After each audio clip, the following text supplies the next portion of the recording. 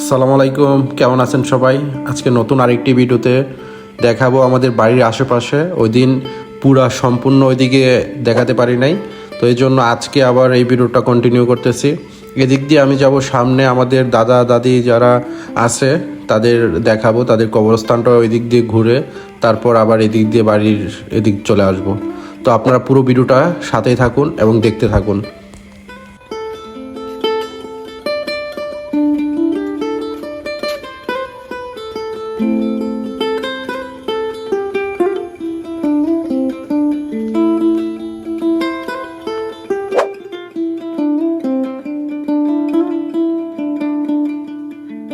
তো বলে রাখি, এটা হচ্ছে আমাদের মসজিদ, যেখানে আমরা নামাজ পড়ে থাকি। তো এদিক দিয়ে আমি সামনে যাব, আর সামনে হচ্ছে আমার ফুফু, তারপর হচ্ছে কাকা যারা দেশের বাইরে আছে তারা অবশ্যই দেখতে পারবে। আর এদিক দিয়ে আমি একটু সামনে যাব, যারা কবরস্থানটা দেখতে চাইছে, তো কবরস্থানটা আমি আপনাদের সামনে একটু দেখাবো। তো এদিক দিয়ে সামনে যাচ্ছি, এখানে ইটের পাকা শেষ। তো এদিক দিয়ে হচ্ছে লটকল বাগান, অনেকটা আগে থেকে অন্ধকার হয়ে গেছে সব কিছু। লটকল গাছ হচ্ছে ঝুপ বেশি, এর জন্য অন্ধকার দেখা যায়। তো এদিক দিয়ে আসতেছি, তো আসলে দেখতে পাচ্ছি যে এদিক দিয়ে অনেক আগে থেকে অনেক জঙ্গল হয়ে গেছে, কারণ কত অন্ধকার। এটা কবরস্থান। আল্লাহ আল্লাহ তুমি মাফ করো, এখানে দাদা দাদি যারা শুয়ে আছে আল্লাহ তাদেরকে জান্নাত নসিব করুক। আসলে জানি না, মাঝে মধ্যে এরকম দেখলে অনেক খারাপ লাগে, কারণ কবরস্থানটা এখন মনে হচ্ছে যে এখানে লতা পাতা জঙ্গল হয়ে গেছে। তো এদিক দিয়ে যাব ভিতরে গিয়ে দেখবো যে ওই দিক দিয়ে যে আরও কবরস্থান আছে, ওই দিক দিয়ে যাব। তা আসলে এরকম জানি না, আসলে আমরা দুনিয়ায় বেঁচে থাকতে মানুষকে কদর করি, কিন্তু মরার পর আর তাদের খবর থাকে না। তো যাই হোক, একদিন সবাইকেই এখানে আসতে হবে।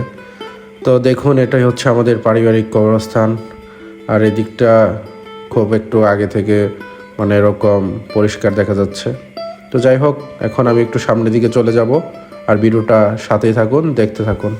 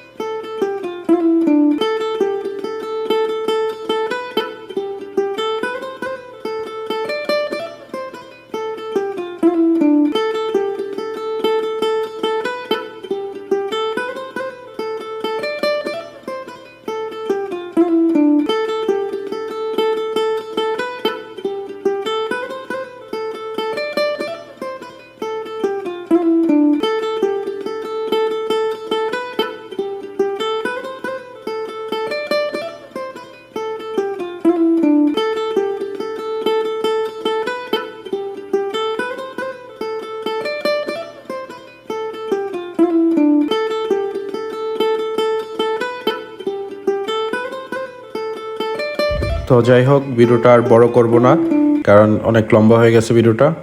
তো যারা ভিডিওটা দেখলেন অবশ্যই কমেন্ট করবেন কেমন লাগলো, কারণ আমি ভিডিওগুলো করি শুধুমাত্র আপনাদের দেখানোর জন্য। কারণ অনেক দিন পর হয়তো বা দূরে থেকে যখন ভিডিওগুলো দেখেন তখন অনেক মিস করেন, ভালো লাগে। যাই হোক, ভিডিওটা অবশ্যই শেয়ার করে দিবেন। ভালো থাকেন সবাই, আল্লাহ হাফেজ, আসসালামু আলাইকুম।